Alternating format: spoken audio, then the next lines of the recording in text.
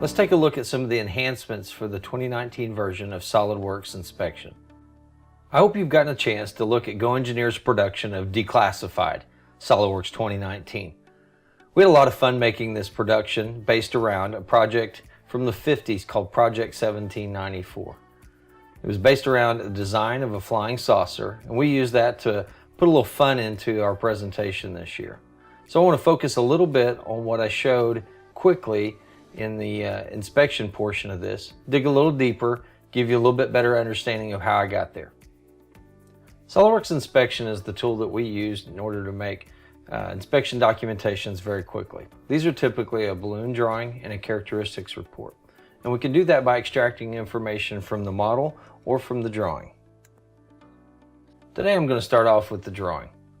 I'll create an inspection project, and then we're able to link property information. These are things like model properties for the title, maybe the part number. We've been able to do that in years past, but new for 2019 is being able to add other custom properties. So right within the project template, we can come down and choose from a list that's installed with the template in order to be able to pick up things like the material. And we can have those as keyed in values, or we can link to our information within the models. Another new enhancement for SOLIDWORKS 2019 is the ability to include whole tables as part of our characteristics. Simply choosing that check, green check mark, it's going to extract that data from the SOLIDWORKS drawing and bring back our list of characteristics.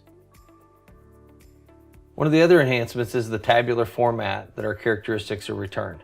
So now it's a much easier list to read, being able to select a characteristic, zooming to selection. It's often advantageous for characteristics to be grouped together for things like whole callouts. New for SOLIDWORKS 2019 is the ability to ungroup those that might be grouped automatically. So we can select a section like this characteristic 31, right click, choose group, and ungroup. And you'll see that it'll create a balloon for each one of the features of the characteristic, and it will repopulate and renumber all the additional balloons that are needed.